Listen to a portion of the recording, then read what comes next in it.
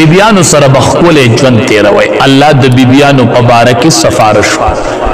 د دواړو جهانو سردار صحابه کرامو تو فرمایل وی دا بیبیانی چې دي دا د ذل ایسر نه پیدا دي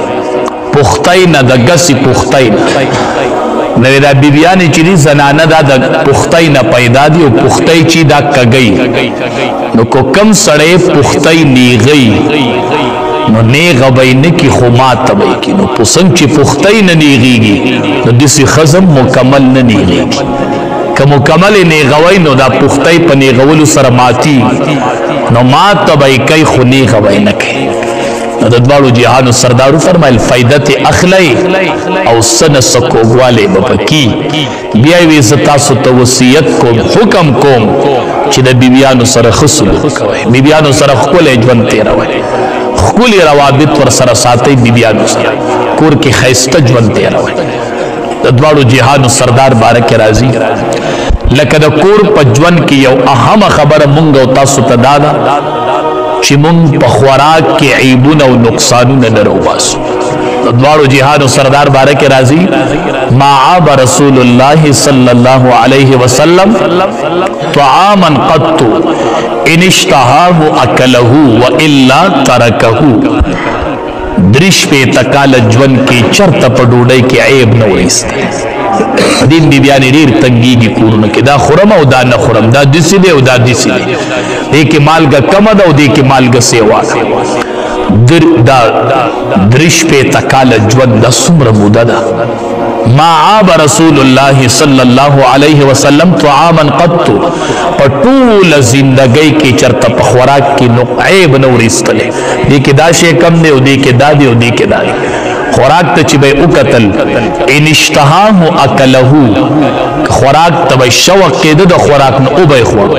و الا ترکه کنه بکې د جو پرې به خو نه خورم خدا نه چې دې کې دادی او دې کې دادی او دې کې دادی او دې کې دا کم دی او دې کې دا سیوا دواړو جهانو سردار نه خپل نوخه ټول دنیا کې خپل ټول دنیا کې پاک جبرئیل امین نبی کریم صلی الله علیه وسلم ته فرمایي اللہ حبیبہ ز پا آفاق اگرزیدما پا اطراف اگرزیدما نظمک اطراف میں اکتل دا اسمانون و آفاق میں وکتل انبیاء میں اولیدل یوسف علیہ السلام میں اولیدو دا اللہ رسول دیر خلق میں اولیدو خماد در اس پورستام رخیست سوکم نولیدلے نبی علیہ السلام تا فرمائی دم رخ کل شخصیت او ما عاب رسول اللہ صلی اللہ علیہ وسلم طعاما قط شریب خوراک کی عیب نریستو چی دے کے دا شے کم دے و دے کے دا شے کم دے تاسو با اوریدنی دا دارلوم دیوبند اولنے استاذ چیو ملا محمود او اولنے شاگرد چیو محمود حسن دو محمودین جمشو یو ملا محمود یو محمود حسن دق محمود حسن نبی شیخ الہند رحمت اللہ علیہ جوڑش دا دو شاگرد یو استاذ یو شاگرد کتابون لکلی دی دا ملا محمود مبارک دا دارلوم دیوبند اولنے استاذ بارکی لکلی وچی دے کل وفات شو چا خوب کے اولی دو خوب کی تینا تپوس کی وی اللہ در سرسم و عمل اوکڑا وی اللہ بخلما خوب کی ورطوائی پسی او بخلی وی دیر پا یو معمولی عمل اللہ بخلما دیر پا معمولی عمل اللہ بخلما ویسا عملو خوی اور ازمی دا بی بینا پا خوراک کے مالگا کم راغلی وا مالگا کم وا ما چا خوراک اسکو اگئی کے مالگا کم نو مالکی وی چیدی کہ اس مالگا کم دا بیامی وی اے بدام دا اللہ بند دے سنچے پما یر کی گی نو جسی دا دینم یر کی گی خطا کی گی نا اگا بی بی میں معاف کرل اس ذکر میں انکو پا اق عمل اللہ بخلما سمر معمولی عمل دے کور کے دیر خسلوک کو بی بیانو سرزمون دیر وقت تیری یو سڑے راگے دخپلی بی بی نے شکایت کو نو عمر فاروق رضی اللہ تعالیٰ عنہ لراگے وچی دتا شکایت وکم مشر دے امیر دے حکمران چی خواگے کی خود نو دند اور سر دا بی بی خبری تیزی دی کور کیا غتم بی بی لی گیا دا خبری تیزی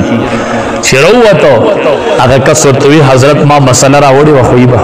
اگی کے تخبل مبتلائی نو ماغی چیبا بس نو آماما ولی بے ما دیسی شکایت دخبلی بی بی نا را وڑی ستاسو خبری دن دیسی ووری دی خبرې د بیبي زورورې عمر فاروق رضی الله تعالی عنہ ورته فرمایي زه چې صبر کومه د دې څه حقونه دي په ما دا زما سره څه احسانات دي د هغې په وجه زه دا صبر یوه غټه خبره خدا ده چې دا ښځه زما او د جهنم په منځ کې پرده ده پرده په دې زه د جهنم نه بچ د حرام او ارتکاب زما نه ځکه نه کېږي چې زما کور کې حلاله بیبي ده ځکه خو نبی علیه السلام وایي په واده سره نیم ایمان دې کامل شو او د نیم باره کې د الله نه ویرې یو خدا ده چې دا زما او د جهنم ترمنځ پرده ده زه د ډېرو حرامو کارونو نه د دې بیبي په وجه منع شوی یم بل چې زه کله د کوره وځمه نو دا زما د مال حفاظت کوي بل وی دا زما دودی دی دا مال کپڑی انزی بل دا زما د اولاد تربیت او خدمت کوي د دې په وجه زه د دې بیبي سره ښه سلوک کوم دا په ما حقونه دي دا زما دې ما سره دا احسانات دي د دې په وجه زه دې سره دا گزاره کوم ځکه زه د دې خیال ساتم او دې ته خبره نه کوم گزاره ور سره کوم چې د دې په وجه ماته ډېر حقونه دي د دې بیبیانو په وجه موږ د ډېرو ګناهونو نه بچ شکر دی الحمدلله د ډېرو ګناهونو نه بچ د ډېرو ګناهونو دا سترګې چې زمونږ ښکته دي دا د حلالې نکاح برکت دی دا سترګې چې مړې دي دا د حلالې نکاح برکت دی دا شرمګاهونه چې محفوظ دي دا د حلالې نکاح برکت دی نو دا د خاوند سره د بیبي ډېر احسانات او کو تاسو خیال کړی وي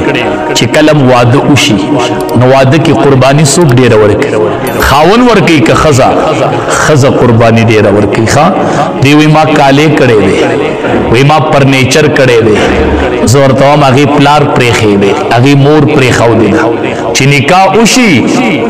نو بیبي چې هغه مور او پلار پرېږدي خپل کلی پرېږدي خپل نسب پرېږدي او ستا کره راشي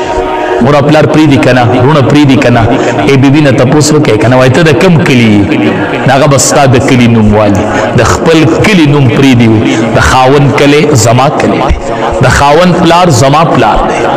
د خاوند مور ته مور وای د خاوند نسب ته نسب وای بیا خپل نسب نه زوتای چې کله واده شي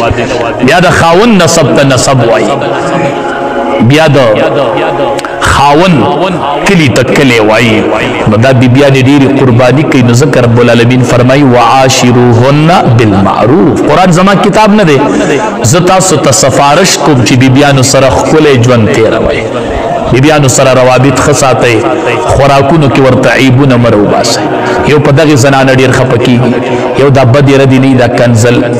دا بده خوله خوځول بیبیانو ته په دې بیبیانې معمولي خبره او د بیبي مور او پلار کنزل د هغې پلار څه چل کړی دی د هغې مور څه چل کړی احادیث مبارکو کې راځي لم یکن النبی صلی الله علیه وسلم فاحشا ولا لعانا ولا صبابا نبی علیہ السلام بد زبان نو فحش کلام بی نکو ولا لعانا نبی لعنتون و خیری لگلی ولا صبابا نبی کنزل کول چرت بی کنزل نکو چرت بی کنزل نکو نن معمولی بیبی نه سالن کې مالګه اخوا دیخوا شتر د کنزل وخت د ناروا و مور او پلار ورله ټول او کنزی نبی علیہ السلام دا بنکه دا د بیبي حق نه کنه بیبي حق درته معلوم نه چې په خپل سخوري هغه به خوري ښا دې کې د بیبيانو ذمہ دار راځو چې په خپل بار پوتل کې ډوډۍ خوري او کور بیبي لدا ساګ او دالي ورته نیونی په خپل یو ټیم په یو هوټل کې ډوډۍ په بل هوټل کې ډوډۍ په دې به ذمہ دار راځو ښا چې په خپل سخوري هغه به په بیبي خوري بل چې په خپل ساغوندي هغه به په بیبي اغوندي خپل قیمتي کپڑے استعمالای نو بیبي له هم قیمتي کپڑا راوړي بل په مخ په نه واخی په مخ به بیبي نه واخی په مخ به نه واخی بل بیبي ته به بد ردې نه یادوي د مور او پلار کنزل به ورته نه کوي مور او پلار به ورته نه یادوي هغه دا دومره خدمتونه کوي او ستا په خوله کې سمه خبره د بیبي باره کې نشته یاد ساته د دواړو جهانو سردار فرمایي وی حدیث قدسی دی رب العالمین وای چې دا ښځې زما د عقد د لاندې ستاسو تابعداري شي نن چې تاله پیزار پالش کوي د بچو خدمت کوي تاله کپړې انځي ستا د مال حفاظت کوي دا ولې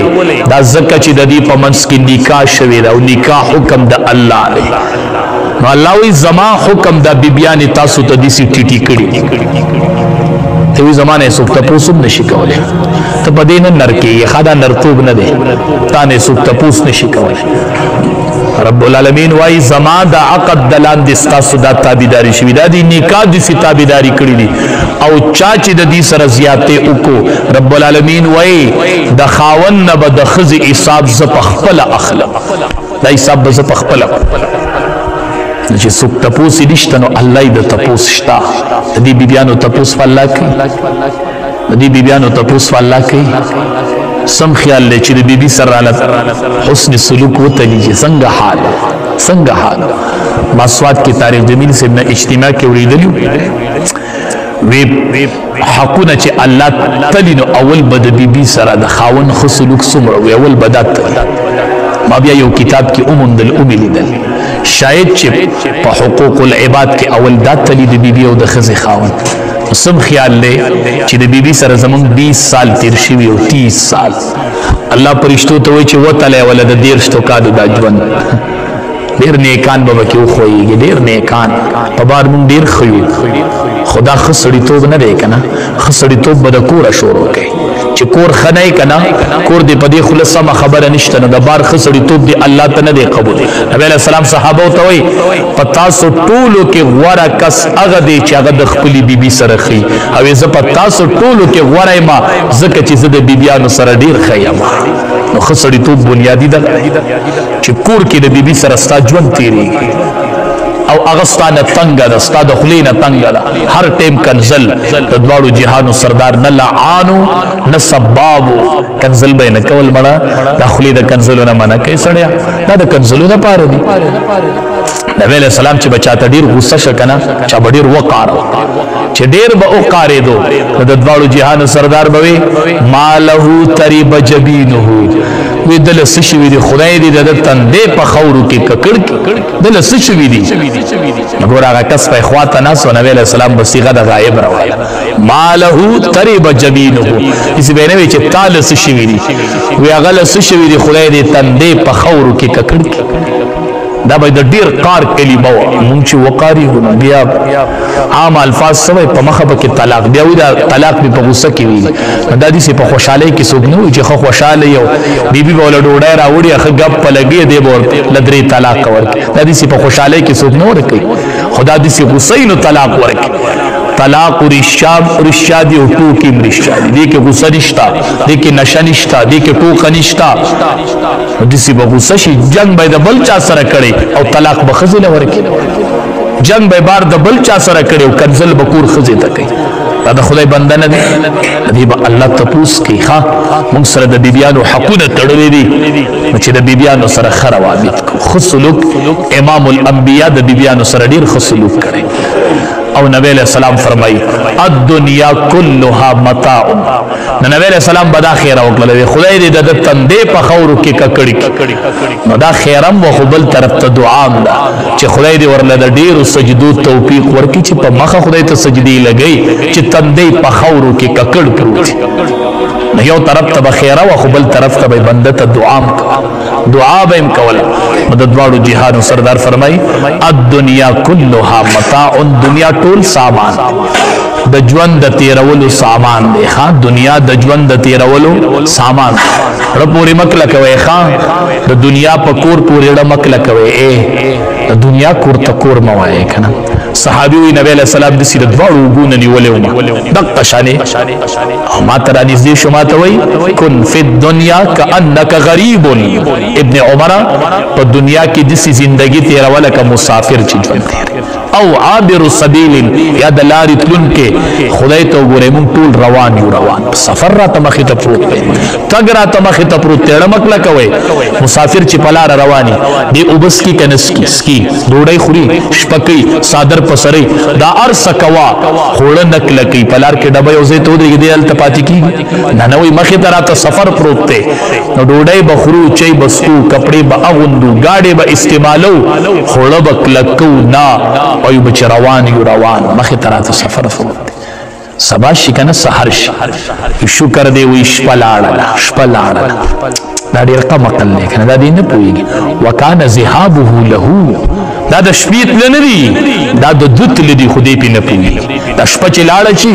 دا د ژوند نه 24 غنټې لاړې دا د دي دا د شپې مونږ روان کړیو مونږ وایو شکر دې شپه لاړه شپه نه د تلې وکانه ذهابه له دا د دتل دي دا ته دې شپې روان کړي یو دکای در لدر کړه آخرت ته نور نږدې کړي دا د شپوت لمګنای دا خپل لګنای خپل